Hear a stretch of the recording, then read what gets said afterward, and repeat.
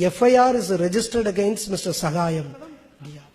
நேர்மையாக இருந்தால் இந்த தேசத்தில் எத்தனை FIR போடுவார்களோ என்று அப்பொழுதெல்லாம் யோசித்து பார்த்தேன்.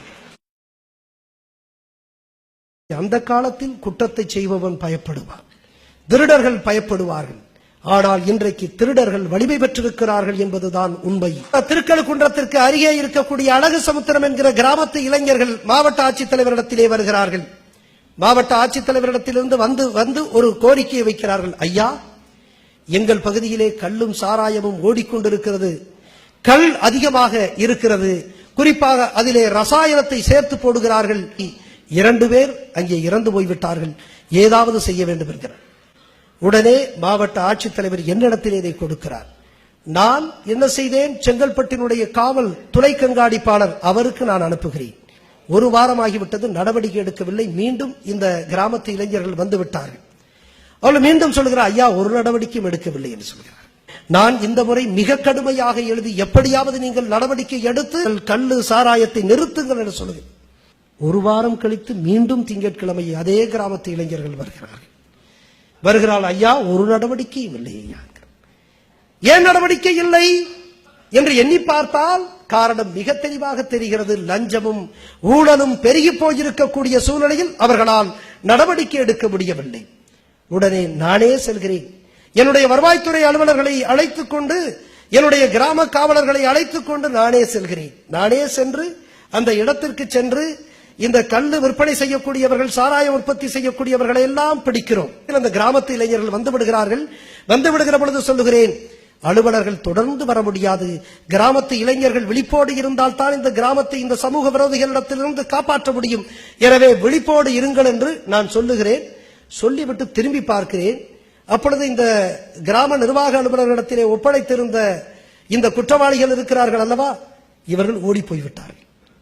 கிராம நிர்வாக அலுவலர்கள் விட்டு விட்டார்கள், ஓடி போய்விட்டார்கள். எனக்கு கோபம், ஓடி போய்விட்டு திரும்பி பார்க்கிறேன், ஓடி போய்விட்டார்கள்.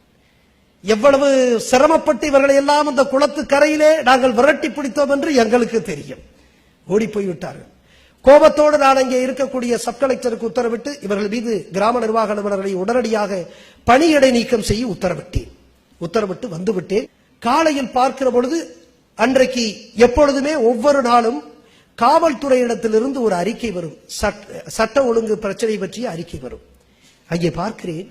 பார்த்த பொழுது FIR is registered against Mr. Sagayam, DRO.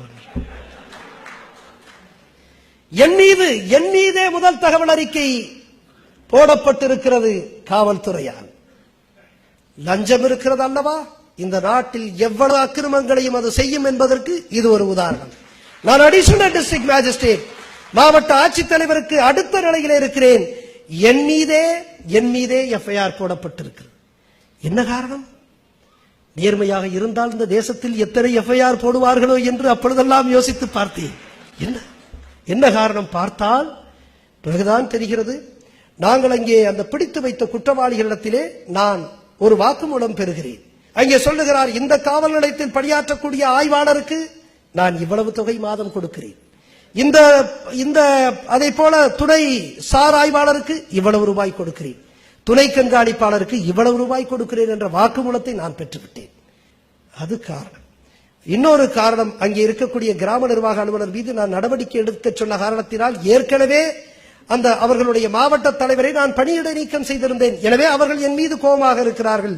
எனவே கோபமாக இருக்கக்கூடிய வருவாய்த்துறையும் கோபமாக இருக்கக்கூடிய காவல்துறையும் இணைந்து நான் அடித்து விட்டேன் என்று சொல்லி யாரை, எனக்கு கீழே வேலை செய்யக்கூடிய அலுவலர்கள் நான் அடித்து விட்டேன் என்று சொல்லி ஒரு FIR போடுகிறார்கள். எங்காவது உண்டா இந்த அக்கிரமம்? எங்காவது உண்டா? உண்மையான நேர்மையும் உறுதியும் இல்லை என்று சொன்னால் விட்டுவிட்டு நேர்மையை விட்டுவிட்டு ஓடி இருப்பார்கள். ஆனால் நான் கடைபிடிப்பது உண்மையான நேர்மை என்கின்ற காரணத்தினால் எத்தனை துன்பங்கள் வந்தாலும் அதை சந்திப்பதற்காக. சாதாரணம் அல்ல, லஞ்சத்திற்கு எதிராக போராடுவது என்பது சாதாரணம் அல்ல, அது ஒரு மிகப்பெரிய போராட்டம் என்பதை நாம் உணர வேண்டும். உடனே நான் உடனடியாக மாவட்ட காவல் கண்காணிப்பாளருக்கு நான் தொலைபேசியிலே பேசுகிறேன். பேரையெல்லாம் சொல்ல முடியும் என்னால். எந்த ஆய்வாளர் இருந்தார், எந்த துணை கண்காணிப்பாளர் இருந்தார், காவல் கண்காணிப்பாளர் இருந்தார் என்றெல்லாம் பேரெல்லாம் சொல்ல முடியும். இப்பொழுது நான் சொல்லவில்லை. பிறகு சொல்ல முடியும். எப்பாவது சொல்லுவதற்கு வாய்ப்பு கிடைக்கும், நிச்சயம் சொல்ல முடியும். இப்படியாக இருந்தது. காவல் கண்காணிப்பாளரிடத்திலே பேசுகிறேன். என் மீது எஃப்ஐஆர் போட்டிருக்கிறார்கள், புகார் கொடுத்தால் போடுவார்கள் என்று சொன்னார். எங்களுடைய கிராம நிர்வாக அலுவலர் என்னால் பணி இடைநீக்கம் செய்யப்பட்டவர் என் மீது கோபம் கொண்டு போடுகின்ற புகார் கொடுத்தால் இவர்கள் போடுவார்களா? நான் கேட்டேன். அப்படியானால் நான் ஏற்கனவே வாக்குமூலம் பெற்றிருக்கிறேன். இவர்களெல்லாம் லஞ்சம் வாங்குகிறார்களே என்று கேட்டிருக்கிறேன். அதிலே உங்களுக்கும் ஒரு பங்கு இருப்பதாக உணரப்படுகிறது. அப்படியானால் ஊழல் தடுப்பு சட்டத்தின் கீழ் நான் புகார் கொடுக்கிறேன். உங்கள் மீது உங்கள் ஆட்கள் எஃப்ஐஆர் போடுவார்களா என்று கேட்டேன். என்ன இப்படியெல்லாம் வேதாந்தவாதம் பேசுகிறீர்கள் என்று சொன்னார். அதுதானே உண்மை. எதுவுமே செய்யவில்லை. எஃப்ஐஆர் பார்த்தேன், என்ன செய்வது என்று பார்த்தேன். சட்ட அறிவு வேண்டும் என்பதற்காக இதை நான் சொல்லுகிறேன். சட்ட அறிவு வேண்டும் என்பதற்காக சொல்லுகிறேன். வழக்கமாக 1 டன் சிஆர்பிசி என்று இருக்கிறது. சட்டம் படித்தவர்களுக்கு தெரியலாம். 110 விதி, குற்றவியல் நடைமுறை சட்டம். அது வழக்கமாக யாருக்கு எதிராக பயன்படுத்தப்படும் தெரியுமா? தொடர்ந்து அந்த பகுதியிலே ஹாபிச்சுவல் அஃபெண்டர்ஸ் என்று சொல்லுவார்கள்.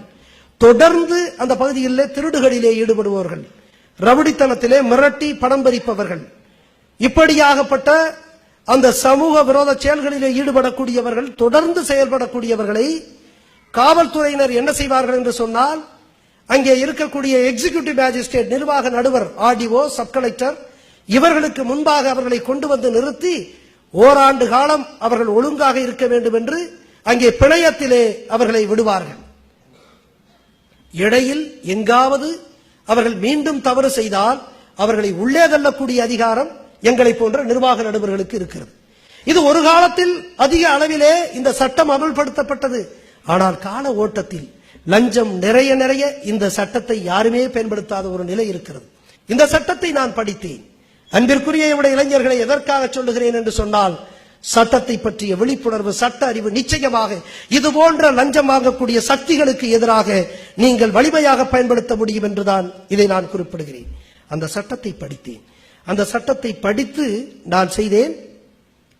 இந்திய தண்டனை சட்டத்தின் கீழ் இருக்கக்கூடிய அத்தனை குற்றமும் வருகிறது. அதை போல சில சிறப்பு தனி வகையான குற்றங்களிலே, எசென்சியல் கமாடிட்டிஸ் ஆக்ட், இது போன்ற அந்த குற்றங்களில் ஈடுபடுபவர்களையும் இதிலே நாம் அவர்களை மட்டுப்படுத்தலாம் என்றும் இருக்கிறது. அதிலே பார்த்தேன், எங்காவது ஊழலை பற்றி வருகிறதா என்று பார்த்தேன். ஒரே வார்த்தை கரப்ஷன் என்ற வார்த்தை இருந்தது. கரப்ஷன் என்ற வார்த்தை இருந்தது. அதை பிடித்துக் கொண்டு உடனடியாக என்ன செய்தேன் தெரியுமா? ஒரு சம்மனை நானே தயார் செய்தேன். யாருக்கு? அந்த டிஎஸ்பிக்கு. யாருக்கு? அந்த இன்ஸ்பெக்டருக்கு.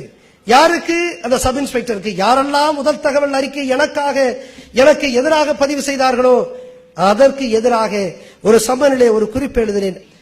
நீங்கள் தொடர்ந்து இந்த குற்றத்திலே, சாராயம் விற்பனை செய்யக்கூடிய இந்த குற்றத்திலே ஈடுபடக்கூடிய குற்றவாளிகளிடத்திலிருந்து நீங்கள் லஞ்சத்தை பெற்றுக் கொண்டிருக்கிறீர்கள். எனவே நீங்கள் இந்த குறிப்பிட்ட தேதியில் எனக்கு முன்னால் நீங்கள் ஆஜராகி உங்களை நான் ஏன் உங்கள் மீது கிரிமினல் நடவடிக்கை எடுக்கக்கூடாது என்பதற்கான விளக்கம் சொல்லுங்கள் என்று ஒரு குறிப்போடு சம்மனை அனுப்புகிறேன். செங்கல்பட்டு காவல் துணை கண்காணிப்பாளர் அவருக்கு அனுப்புகிறேன், ஆய்வாளருக்கு அனுப்புகிறேன், அதை போல சார் ஆய்வாளருக்கு அனுப்புகிறேன். ஒரு 5 மணிக்கு இந்த உத்தரவை விட்டு நான் அனுப்பிவிட்டேன். அனுப்பி ஒரு 5-7 மணிக்கு அந்த டிஎஸ்பி பேசுறாருன்னு எனக்கு வீட்டுக்கு வந்துச்சு. அப்புறம் மீண்டும் வர்றாரு. இல்ல ஆபீசர் இல்லைன்னு சொல்லிட்டுங்கன்னு சொல்லிட்டேன்.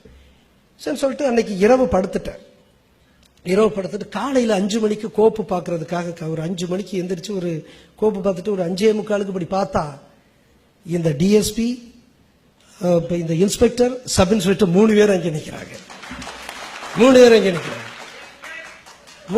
நிற்கிறாங்க. என்னன்னு பார்த்த உடனே வழக்கம் வச்சுட்டு, ஐயா சம்மன் அனுப்பிச்சிருக்கீங்க. சரி சம்மன்னா இப்ப என்ன 6 மணிக்கு என்ன, 5:45 6 மணிக்கு என்ன, அலுவலகத்துக்கு வாங்க.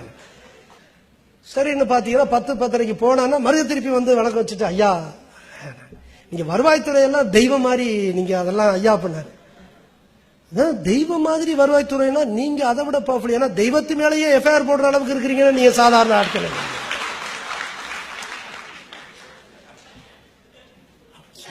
ஐயா தெரியாம பட்டார். சரி பரவாயில்ல அப்படின்ட்டு அதுக்கப்புறம் அவங்க மேல நான் நடவடிக்கை எடுத்ததெல்லாம் அது தனி வர சொல்ல நீண்டுகிட்டே போகும். அது நான் எழுத போகின்ற புத்தகத்தில் நான் எழுதுவேன். எனவே இப்பொழுது அதோட நிப்பாட்டுகிறேன். நான் என்ன சொல்றேன், இன்றைக்கு சொல்ல வருவது என்னவென்றால் ஒரு லஞ்சம் வாங்குபவர்கள் நீங்கள் அந்த லஞ்சத்துக்கு எதிரான நடவடிக்கைகளில் ஈடுபடுகின்ற பொழுது உங்கள் மீதே தங்களுடைய அதிகாரத்தை துஷ்பிரயோகம் செய்யக்கூடிய கொடுமை நம்முடைய மண்ணிலே இருக்கிறது என்பதற்காக சொல்லுகிறேன். இதையெல்லாம் எதிர்க்க வேண்டும் என்று சொன்னால் வெறும் நேர்மையும் துணிவு மட்டும் போதாது, சட்ட அறிவு வேண்டும். எனவே சட்ட அறிவை நாம் வளர்த்துக் கொள்ள வேண்டும். அறிவு எல்லோருக்கும் பொதுவானது. நிச்சயமாக சட்ட அறிவை வளர்த்துக் கொண்டால் இது போன்ற லஞ்ச லாவணியத்தில் ஈடுபடக்கூடியவர்களுக்கு எதிராக நிச்சயமாக பயன்படுத்தப்பட முடியும் என்று நான் நம்புகிறேன். லஞ்சம் எல்லோரும் வாங்குகிறார்கள் என்கிற அளவிற்கு பெருகி போய்விட்டது. நேர்மையாளர்களை தேடிக்கொண்டிருக்கிறேன், உங்களைப் போல நேர்மையாளர்களை தேடிக்கொண்டிருக்கிறேன். வெளியே இருந்து ஊழலுக்கு எதிராக போராடுவது எளிது, உள்ளே இருந்து ஊழலுக்கு எதிராக போராடுவது கடினமான போராட்டம். இருந்தாலும் போராடுகிறேன், நம்பிக்கையாக போராடுகிறேன். காரணம், என் சமூகம் தமிழ் சமூகம், நேர்மையான சமூகம். ஒரு புதிய சமூகத்தை, ஒரு நேர்மையான சமூகத்தை நான் உருவாக்குவதற்காக நேர்மையாளர்களை தேடிக்கொண்டிருக்கிறேன். அதனுடைய ஒரு வெளிப்பாடாகத்தான் எங்கே நேர்மைக்காக குரல் கொடுப்பவர்கள் இருந்தால் அங்கே நான் வருகிறேன். அதனுடைய ஒரு அம்சமாகத்தான் இங்கே வந்திருக்கிறேன்.